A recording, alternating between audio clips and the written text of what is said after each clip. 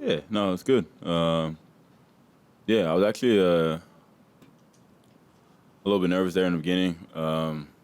Wasn't playing that great. I think at 4-all when I broke, I finally settled in and I took one game to another level. And it made it super tough for him. Got a little sloppy there at the end, but overall, good match. And I think my game's a good place. I'm moving well. I'm serving pretty well. Can't really complain. Winning matches is always good. Okay, great. Congratulations. Name and affiliation. I will give you a question and a follow-up. Matt? Hey, Francis, Matt Butterman from the New York Times. So fourth round last year was Rafa. He was probably the favorite going in, you'd think. This year, fourth round, you're the favorite.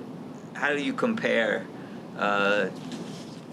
those two experiences? Is just night and day from a year ago? 100%, totally different, right? I mean, last year was like the goal was like I wanted to get to the fourth round and play Rafa.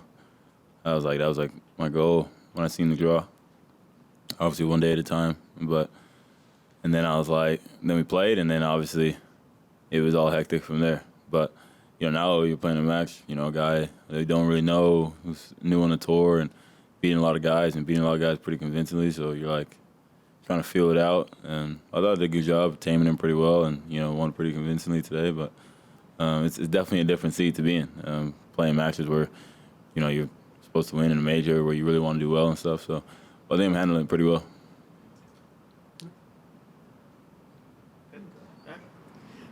Andrew Jones, ESPN and Skate.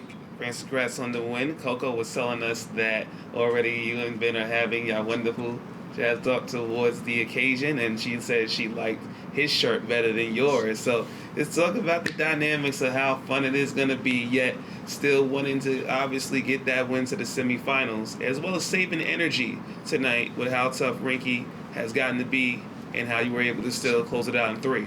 Yeah, look, I mean, me, Ben, Coco, Chris, I mean, we all get along great. And I see those guys play so well and do well. It's great. I mean, Ben's wanted to play me. He's talked about playing me at the Open for a long time. He's going to be super excited. He's going to come out with a lot of energy. And I'm just going to have to tame him down and try to be the vet and get the win. But it's going to be good. It's going to be a great atmosphere and I think great representation for people of color, right? Two people of color playing in the quarterfinals, a huge match on Arthur Ashe. It's a pretty monumental moment, so I'm pretty excited to compete against him, and hopefully it's a great battle. Do you still feel your shirt was a better shirt in terms of the style? Because Coco said she chose Ben's shirt. Yeah. She all loving Ben's light skin energy, I guess, but I mean I think my outfit is much better. You know what I mean? Kurt, you can follow that up. Right? Francis, Kurt Streeter from the New York Times. Your game seems to be just ever-increasing nuance and variety to your game. I'm wondering if you could talk to us a little bit about variety and how important it is. You can pound the ball, you can spin it, you can cut it, and particularly the drop shot. What the drop shot means to your game. Yeah, I mean, I think just everything just at the right time. It's understanding the game. I think that's been the biggest thing. I have a lot of tools and just using it at the right time, being precise. Don't go to the droppers too much because then they're looking for it. Just go just enough. Understanding where they're at the court to make it effective. But then just, bringing in the slides, coming to the net. I think it's more fun when you're out there just using your head and using different stuff and keeping your opponent on their toes. But yeah, I mean, it becomes tough. It's tough to play against. So I'm just constantly trying to adapt to my opponent and what they're bringing at me, and I think I'm doing a good job. But yeah, just got to keep going. Really? Billie Weinbaum from ESPN. You mentioned Ben just a little bit. How would you describe his style of play and how it fits with yours? Yeah, I mean, he's just an extremely loud player. I mean, he hits the ball big, serves huge. I mean, he's serving pretty much 150s today. I mean, he's throwing his whole arm at that thing. He's so pumped up, So he comes to the net. He's got great volleys, really athletic. I mean, he's a great player. It's fun to watch. He's saying the loudest come on from the first point of the match to the last of it. He's young and he's got a lot of energy. So he's great for the sport, and it's cool to see a guy like that play. And I mean, for me, I think I mean, I enjoy playing lefties. I like playing lefties, and I'm gonna try to do a good job making him play a lot of balls and just try to make it a really tough night for him. We'll see. Not gonna lay out all the anecdotes right here. One of the things on Ashe Stadium is when you win, you hit the balls into the stands.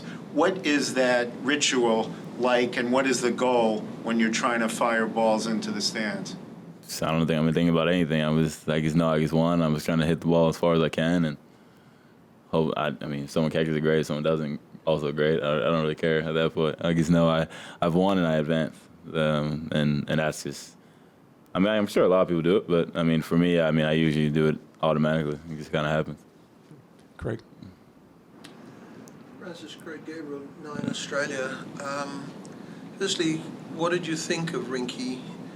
Did you have nerves in this, and what do you think really clicked at 5-4 when you broke in that ninth game of the first set, because things certainly changed dramatically? 4-0 when I broke. Yeah, I just played a good game. I started hitting the ball out a little more, started playing more aggressive. I had I think 30-0 with deuce. I had a jumping backhand cross, and after that I just freed up. I stopped guiding the ball, started hitting the ball, and making him feel a lot of pressure. He was struggling to hold serve. I was making him play a lot. I think he's got a good game. He's got great volleys. He came up with some great volleys. He serve volleyed on me when he realized he was struggling from the back. So he's got an arsenal. He's quick. He moves well.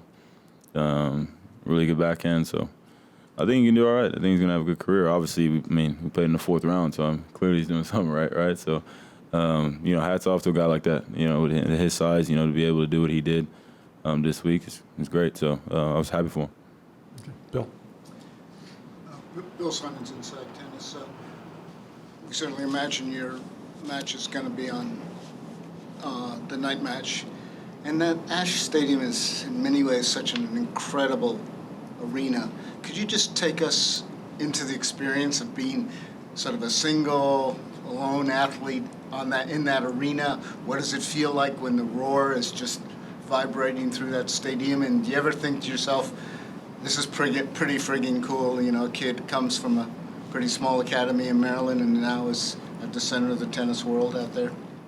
This is the reason why I play my best at the Open every year. So it's an iconic court, man.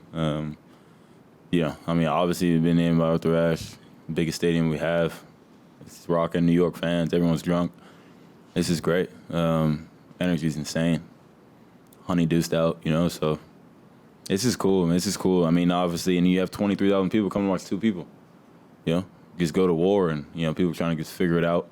You're figuring it out against your opponent, and it's pretty surreal. And just being a kid, a guy who grew up, how I did, and these fans just taking me in, packing stadiums, packed Louis, and Ashe the times I've played. So it's been great. I think it's great that I've played at Ashe at night already. So I feel comfortable doing that, but yeah, it's a court where I definitely bring out my best. And if I could follow up, just specifically when there's just a huge, as I mentioned, when there's that huge roar out there and everything's just sort of shaking, what do you feel it in your body, or is it just a special moment? Yeah, it's definitely a vibration for sure. You got 20,000 people. It seems like there are 1 million people in there. But yeah, I think more and more you do, you get used to it. But everyone loves people cheering for them and getting excited. And I think it's the reason why you do the hard yards, why you put all the work in. But it's an unbelievable feeling. It's something that you want to continue. So so you try to just win the match. Pat Boyle, CBS Sports Radio and WFAN. You mentioned the loud roar. You also talked about how Ben, very loud, very emotional player. Do you think in a matchup where you're the favorite, a lot of pressure, do you think it'll be important maybe not to get caught up and play to the emotional style that Ben likes to play, or do you think you just let it rip and play with emotion? It's going to be me. Whatever. I try to, you never want to try to, I'm not really worried about what's on the other side of the court. I can't really worry about what Ben does, right? He's gonna throw the kitchen sink at me. He's going to be up and down with emotions, and, that's his Ben. But, I got to worry about my side and just try to be super tough, take care of what I can take care of, holding serve. Obviously, he's got one of the best serves in the game, and just be a pro's pro and be really tough. That's ultimately what it is. Let's not act like I'm not an emotional player at times, right? I definitely have my fair share of good and bad emotions, But yeah, it's part of the game. It's part of who we both are. I think we both show our personalities out there, and that's great for the sport. Okay. Not going to ask for any tactical plans for Ben for dealing with Ben's serve, but I saw Tommy Paul talking about how in between changeovers he was overly respectful, saying, "Hey, you're serving really great, man," trying to throw him off. Any non-tactical plans for Ben's serve if it's on? I've done that before. To guys, but yeah, I mean, he's gonna have to wait and see, man. I mean, again, we've only practiced a couple times, so I mean, we'll see. We'll honestly see. No idea. Okay. Last question, Meredith. Meredith Cash from Insider. Obviously, you've talked about how much you love the energy on Ashe and being in front of this home crowd. Do you think it's going to feel different at all this far into the tournament, playing and sharing the court with another American? Like, do you think that the crowd will feel different towards you?